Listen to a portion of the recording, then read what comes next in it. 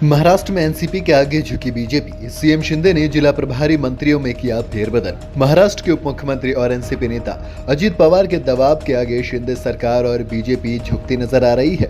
अब अजीत पवार को पुणे जिले का प्रभारी मंत्री बनाया गया है।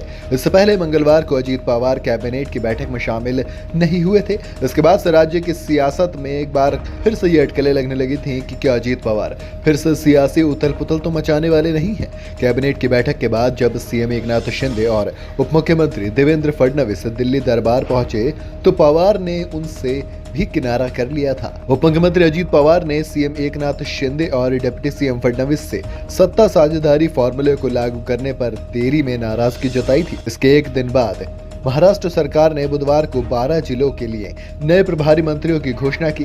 इस लिस्ट में अजीत पवार गुट के 8 मंत्रियों को भी शामिल किया गया है। अजीत पवार को पुणे जिले का नया प्रभारी मंत्री नियुक्त किया गया है, जिसके लिए वो जोर दे रहे थे।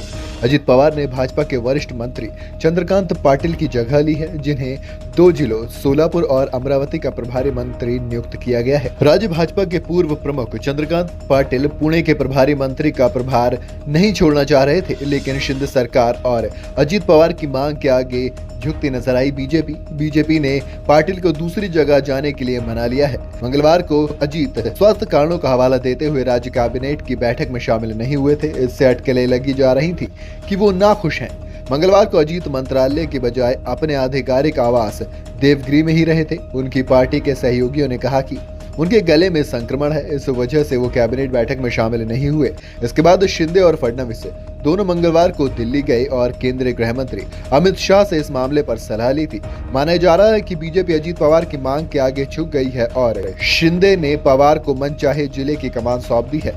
बुधवार दोपहर मुख्यमंत्री कार्यालय यानी कि सीएम ऑफिस ने 12 प्रभारी मंत्रियों की सूची जारी की। इसके मुताबिक एनसीपी के दिलीप वलसे पाटिल को बुल्ढाना का प्रभारी मंत्री नियुक्त किया गया। हसन मुश्रीफ को अपने ही कोल्हापुर जिले का प्रभारी मंत्री पद मिला, जबकि विजय कुमार गावित को भंडारा, धनंजय मुंडे को भीड़, धर्मराव बाबा अन्नाम को गोंदिया, संजय बंसोडे और अनिल पाटिल को परभणी और नंदुरबार का नया प्रभारी मंत्री नियुक्त किया गया है। हालांकि एनसीपी के अंदरूनी सूत्रों ने कहा है कि ये मुद्दा अभी भी खत्म नहीं हुआ है, क्योंकि उनकी पार्टी के वरिष्ठ मंत्री छगन भुजबल और अदिति तटकरे के नाम लिस्ट में नहीं है। अजीत ने भुजबल के लिए नासिक और अदिति तटकरे के लिए रायगढ़ जिले की मांग की थी। ऐसे में अब देखना ये दिलचस्प होगा कि क्या वाकई में अजीत पवार एक बार फिर से महाराष्ट्र की सियासत में अपने लिए वो सियासी उछल पुछल पैदा करने वाले हैं फिर से, या फिर एक बार फिर से वो अभी बीजेपी के साथ रहेंगे और अभी कुछ वक्त और इस नए गठबंधन को देंगे। आपको क्या लगता है इसमें? अपनी राय हमें कमेंट में जरूर बताइएगा। वीडियो अगर आपको पसंद आई हो तो इसे लाइक और शेयर जरूर करें और जाते जाते चैनल को सब्सक्राइब करना बिल्कुल ना भूलें।